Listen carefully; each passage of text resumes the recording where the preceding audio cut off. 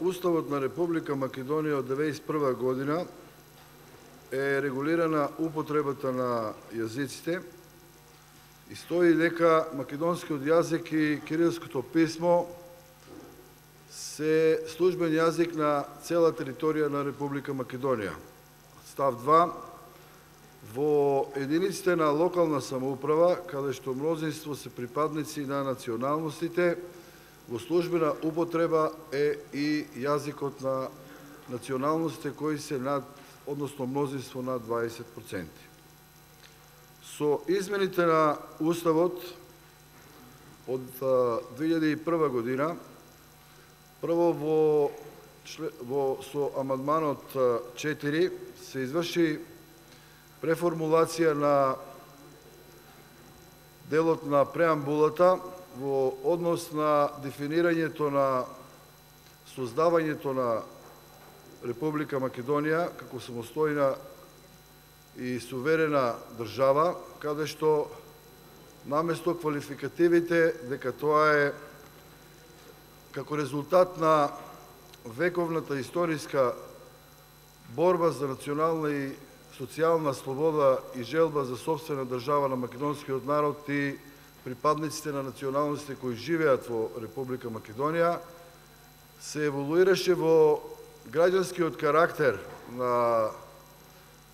државата Република Македонија во однос на тоа да се дефинира дека граѓаните на Република Македонија, пак потенцирано македонскиот народ и граѓаните од другите народи, како делови од народи кои живеат во Република Македонија, ја се носители и субјекти на создавање на државата Република Македонија, по која формулација следи и амандманот 5, кој што потоа е преточен во членот 7, а претходно на сето тоа е точката 6 од Охридскиот рамковни договор, во кој што се исто така во уредувањето на проблематиката за употребата на јазиците, повторно се дефинира македонскиот јазик и кирилското писмо како службен на цела територија на Република Македонија и во меѓународната употреба. Се врши развој на уредувањето на правата по однос на тоа дека се воведува службен јазик на граѓаните кои што зборуваат различен од македонскиот јазик како службен јазик и потенцира во однос на таа службеност на тој јазик на граѓаните кои што зборуваат друг јазик од македонскиот во согласност со овој член, односно со член 7. Тој член е регулиран во ставовите 3 и 4, кај што прво се однесува на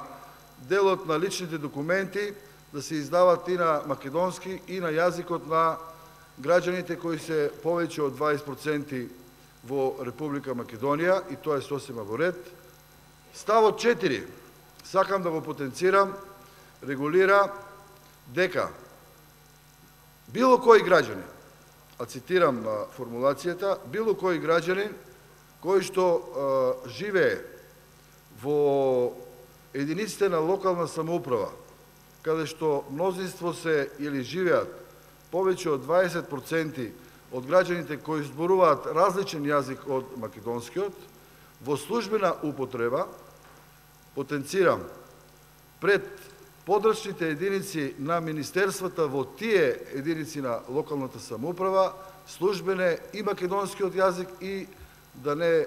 се повторувам, и во случајот албанскиот јазик. Во истата оваа одредба на ставот 4 се дава право, па ја цитирам формулацијата,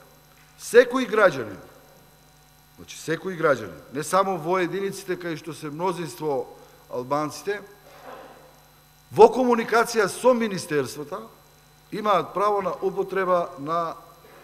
конкретно албанскиот јазик, а министерството одговара и на јазикот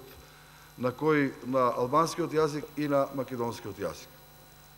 Во ставот 5 е регулирано дека во органите на државната власт во службена употреба е и јазикот на граѓаните кои што зборуваат различно од македонскиот, а се мнозинство со над 20%, но во согласност со посебен закон, како што закон и сега е предмет на расправа на ова собрание. Во последниот став се регулира употребата на јазиците на припадниците на албанската популација во органите на локална самоуправа. Се донеси врз основа на тој став 5 на членот 7 Законот за употреба на јазиците, кој што се однесува за граѓаните кои што се со мнозинство од над 20% во Република Македонија и после извесен период, односно со доставување на овој предлог закон, се констатира дека е неопходна доуредување на оваа проблематика во однос на неколку цели. Една од целите е развој на демократското меѓуетничко општество, значи неговиот карактер како меѓуетничко општество, и рамноправноста, јакнење и развој на рамноправноста на граѓаните. Второ е европската интеграција и трето е евроатлантската интеграција, односно НАТО. И сега јас како пратеник, Панчо Минов,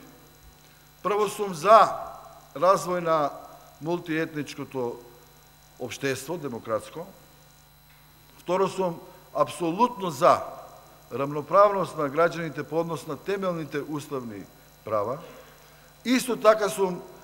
недвосмислено определен за европска интеграција и за НАТО. Но ние имаме една изрека, вика, шо мислеме, шо испадна. Од сите овие силни цели, европска интеграција, НАТО, мултиетнички карактер, испадна двојазичност и во Кавадарци, и во многу други делови на локална самоуправа, каде што албанци нема. Тоа е конкретизирано во членовите 1 од предлогот на закон и членовите 2, во ставовите 3 и во член 1 и во член 2, каде што е уредено дека, став 3, член 1, дека во сите органи на државна власт и ги потенцира проширено и на сите јавни институции на централно ниво, во службена употреба е и албанскиот јазик. Ова сето е подкрепено во ставот 3 од членот 2, кој што па вика дека во институциите од став 3 на член 1, значи сите овие органи на државна власт, дека во сите постапки на граѓаните и во сите органи во службена употреба е албанскиот јазик. Што е разликата? Што е неусогласеноста со членот 7, односно амандманот 5? Се додава префикс од сите органи на државна власт, визави уставната формулација во органите на државна власт уредено со посебен закон. Се додава покрај во органите на државна власт, исто неусогласено со уставот, дека се однесува и на сите јавни институции. И што е најбитно, наместо формулацијата во единиците на локална самоуправа, подрачните служби на надлежните министерства, каде што се мнозинство албанците, со овие два члена фактички се воведува албанска употреба службено на јазикот во сите локални самоуправи во Република Македонија, таму каде што ги нема, за разлика од уставната квалификација дека тоа се однесува за оние